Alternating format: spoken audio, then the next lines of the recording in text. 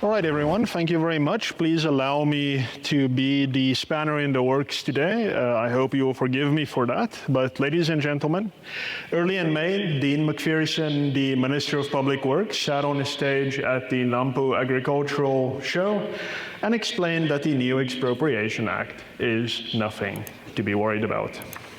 He explains that not only is it an improvement over the old 1975 Act, it's debatable, but in fact, get this, it better protects private property for South African property owners than American law protects property for American owners. Okay. Now, remarks like these, especially when they come from employees of a party formerly of the opposition, unfortunately creates unfounded assurance or reassurance for the state of property protection in this country.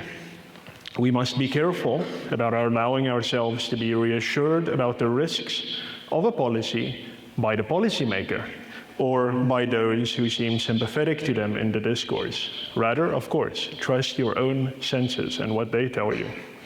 But in the meantime, I am here to give the other side of the story from those who fancy themselves the Pollyannas of our time.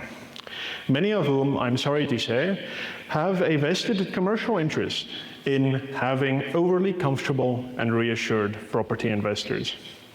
They have committed the cardinal sin of policy analysis, which is to fail to see the forest for the trees, by looking exclusively at the seemingly, but ostensibly, benign intentions of the Expropriation Act and paying absolutely no mind to how government and politics have in fact played out in this country for the past several decades.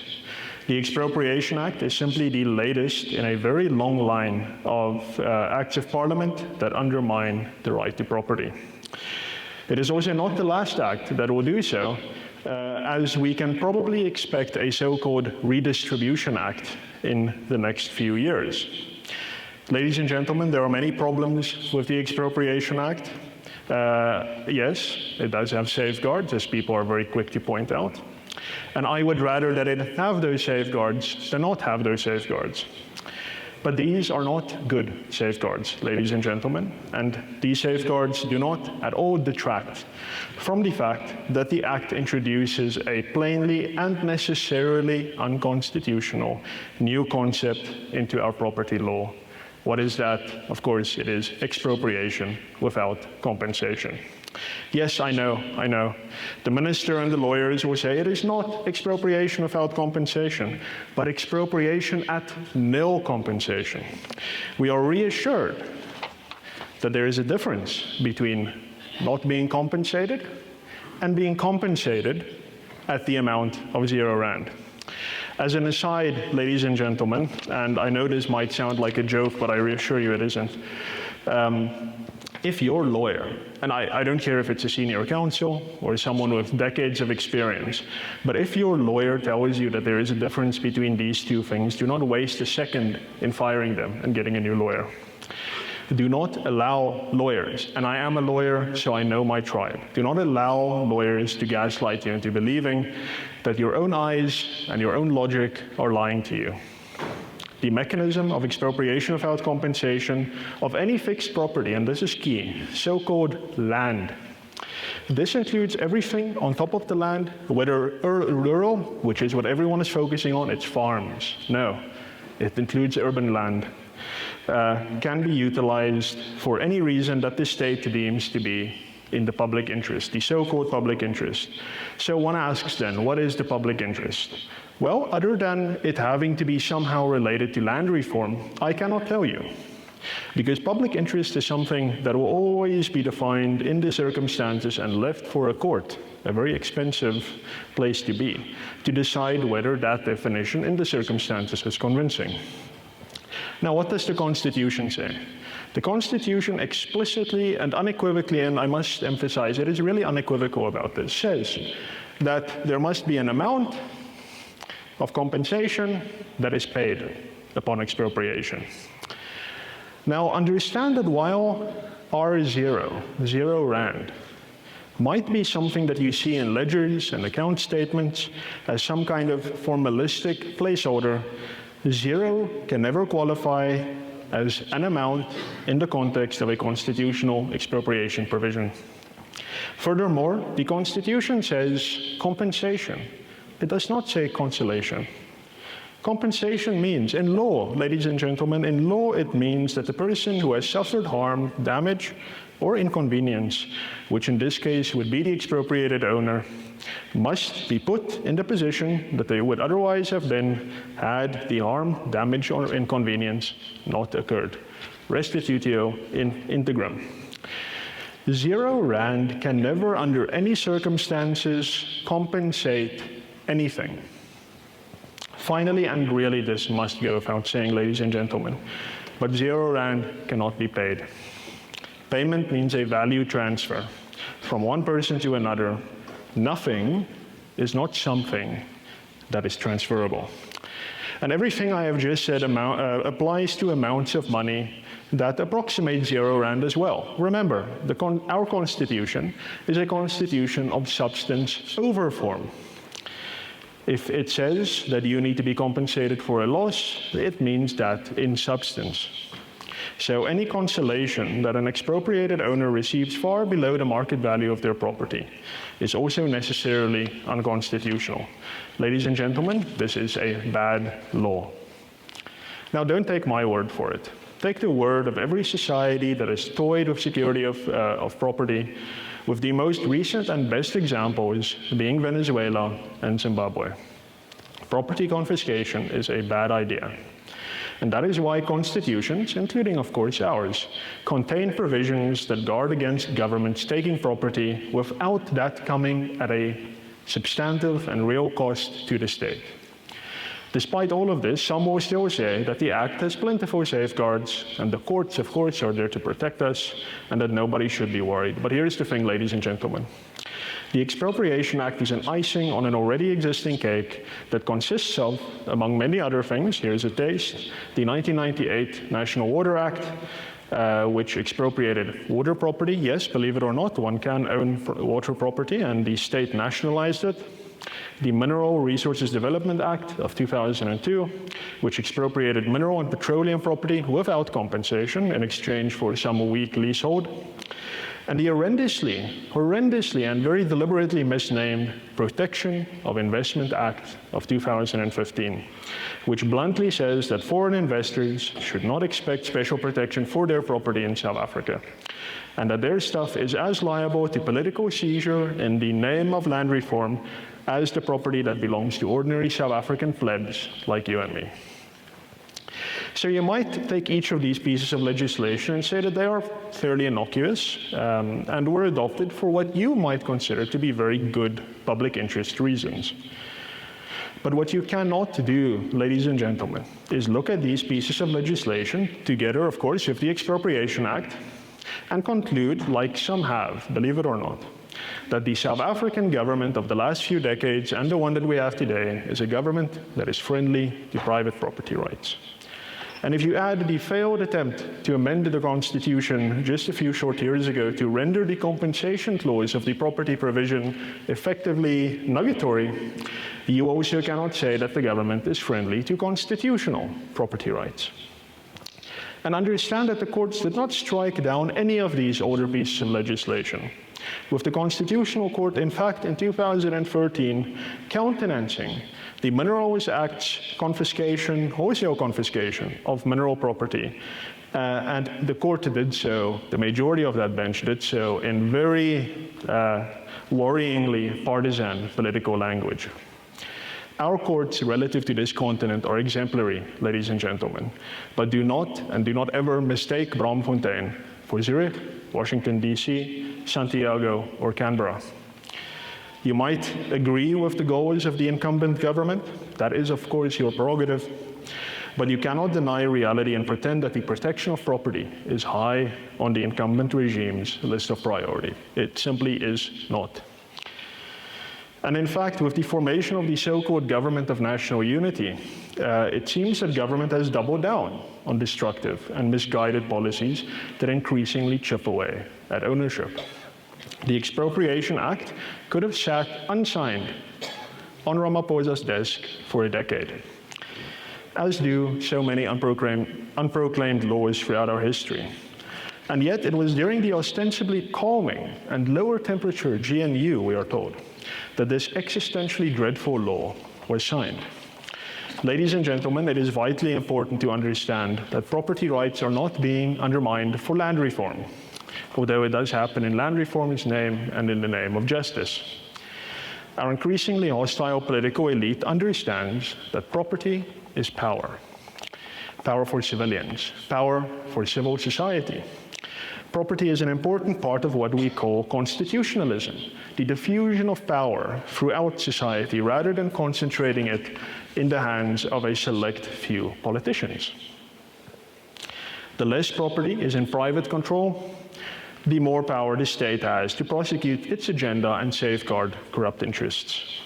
We saw this play out again in Zimbabwe and in Venezuela according to the exact same playbook. This is why the Free Market Foundation launched its Kaya Lam land reform initiative, which we spoke to this audience about last year. The more South Africans that have title deeds to their property, the more skin in the game of security of tenure they necessarily have. And of course, to find out more about how you could contribute to the Kaya Lam initiative, please visit kayalam.org.za. The Constitution is very clear about how land reform should occur in this country, ladies and gentlemen. Restitution, not redistribution. Restitution, not redistribution. And security of tenure, not undermined ownership. The Constitution is clear. The sponsors of the Expropriation Act, of course, say that there is a so-called hunger for land in South Africa. Year after year, however, the South African Institute of Race Relations publishes its demographically representative surveys and polls that show that land reform is one of the least important priorities for ordinary South Africans.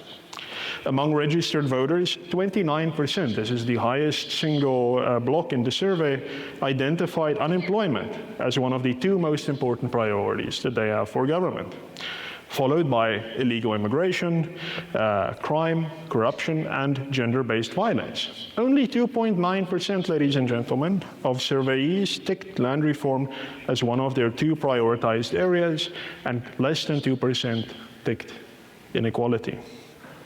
This is only the latest IRR report, but it has been confirmed over decades of surveys, since the early 2000s. There is no hunger for land amongst ordinary people. So what about the political class?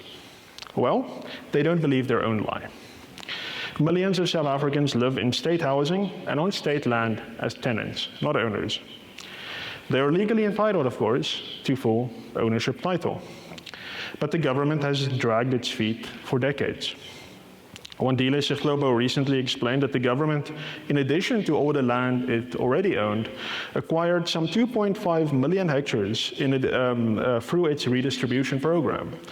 And that is about twice the size of the Los Angeles metropolitan area. So in other words, ladies and gentlemen, to bring it home, since democracy, this government has acquired land that comprises an area some 40% bigger than the Gauteng province and kept it in state hands. Is this what hunger for land looks like? Well, someone is hungry for land, maybe the state is. So you'd imagine if there were a populist clamoring for land that the political elite really cared about, this land would have been transferred in ownership to deserving beneficiaries years ago, but no. There is a desperate hunger for jobs and social and economic mobility in this country, however, and that is clear. That is why the Free Market Foundation launched its Liberty First policy agenda that sets out the practical policy reforms that any government in this country, local, provincial, and national, could implement to stimulate economic growth and flourishing through deregulation and respect for property and the rule of law. Sadly and ironically, it is precisely for growth and jobs, what the people say that they want, that you need strong and secure private property rights, which is what government is undermining in the people's name. Private property is the key pillar of economic development and prosperity, providing the necessary incentive structure for production and for innovation. The government is involved in a long process of chipping away at the constitutional dispensation that we adopted in the 1990s. And our lack of vigilance has ensured that property rights are the low-hanging fruit that the government has identified in this process. Any successful society understands that there are certain things the government simply may not do. Again, constitutionalism. With the years-long process that first saw an attempted amendment of the Constitution and then the adoption of the Expropriation Act, in spite of what the Constitution clearly guarantees, South Africa has indicated that it is not yet ready for success. Ladies and gentlemen, we have arrived at a fork in the road. One path is the path of flourishing. But part of flourishing means ironclad protections for private property rights without a weasel political provisos. The other path is ruin. Only ruin waits for us if we continue to chip away at property rights. Economic outcomes for Venezuela, Zimbabwe, Cuba, Sudan, Algeria, the list goes on, all countries that we know internationally for their poor protection for property rights, show us this without any doubt. Now, as I conclude, ladies and gentlemen, I'm not saying that we need to panic. Too often, those of us who warn against the road that we are currently treading on have been accused of so-called fear-mongering. No, of course, do not panic, because panic is a catalyst for inaction and passivity. But do be alert and be active in trying to press South Africa back onto a more sensible path. We've been on this path before in the late 1990s, and we saw 5 to 6% of economic growth back then. What does that mean for you in practice? Well, it does mean that you need to start thinking differently about the long-term prospects of your property. You need to start thinking about your property politically, and in terms of how you can state-proof your property against abuse. Allow me to reintroduce a word into our social lexicon, ladies and gentlemen: resist. Organize, coordinate, and resist political abuse. What the politicians want, they will change the law and pervert what ordinary sounding words in the law and in the Constitution mean to get what they want. Abstractions like the notion that the Constitution protects your interests must be seen as secondary considerations next to political reality. So do not just ask the lawyers, but ask risk specialists, ask political analysts, and perhaps most importantly, look to what big foreign enterprises are doing. If they are tripping over themselves to come to South Africa to exploit our massive potential, investing in real estate is probably a safe bet, I would say. If, however, they are tripping over themselves in the other direction to leave South Africa, regardless of why they say they are doing so, take care. No, do not avoid investing, of course not, but do adopt a thoroughly realpolitik, or dare I say, Machiavellian attitude, especially in your dealings with the state and state-adjacent actors. But you have to do even more than this. We all want South Africa to work. There is no exception to this. We don't want it to fail in the way that it will fail without secure private property rights. Speak out or capacitate those of us, like the Free Market Foundation, to speak out and act on your behalf. I'm happy to take questions. Thank you for your time. Hi. Yes, welcome. Thank you, So you do have a minute, and you did get 3 questions. So I will ask that. Okay. I will ask the first question. You have 2 minutes.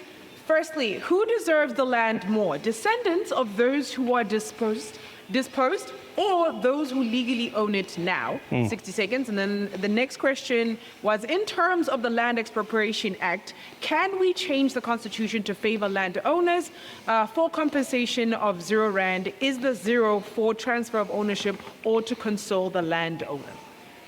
Okay, complex questions, geez. Firstly, there is no such thing as the land in South Africa, I'm sorry to say.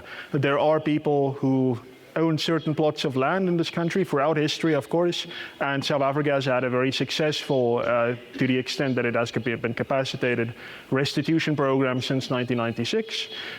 Anyone who has been dispossessed of property or their ancestors have been dispossessed of property can simply go to the Land Claims Commission and go through the process, prove, in fact, that the land was dispossessed, and proof does exist. It is not, there weren't documents that were shredded to hide this crime against humanity. The evidence is there. Go and prove, and about 80,000, I believe the number was, the beneficiaries have in fact proven that they were dispossessed of land. So there is a process, in fact, to return land that has been dispossessed. We just need to be very mindful about redistribution, which is a different question than restitution. Redistribution means it's a completely political calculation, which says that there is all this land in the country and we must divide it up according to a neat little academic formula about population proportions. That is an academic game. It's a dangerous game. Many countries have tried it. None of them have succeeded. Do not go there. Restitution is justice, and restitution is allowed and, in fact, encouraged under our law. The government has just dragged its feet, allocates tiny budgets every year, and this year is no exception, tiny budgets to the restitution program. That's a problem. The second question, the Constitution was never amended, so the Expropriation Act is per se unconstitutional, given that the Constitution does not pave the way for expropriation without compensation. That was a very complex question. So as far as who compensation is for, in terms of expropriation law, this is what expropriation per definition is about. The compensation is for the expropriated owner of the land, the persons whose property is being taken away. That is who the compensation is for. However, in terms of the Restitution of Land Rights Act, there is financial compensation for those individuals who have proven that, in fact, they or their ancestors have been dispossessed and have proven that this plot of land should be, in fact, theirs. They can opt, and about 90%, 88 to 90% of beneficiaries have opted, in fact, to be compensated financially for the land rather than taking the land. This makes sense. People do not want to farm. They don't want to live necessarily in rural areas. They want to go where there's social mobility and economic mobility in the cities. So just that distinction. Compensation upon expropriation is for the owner of the property. Fantastic. Thank you so much, ladies and gentlemen. Another round of applause for Martin.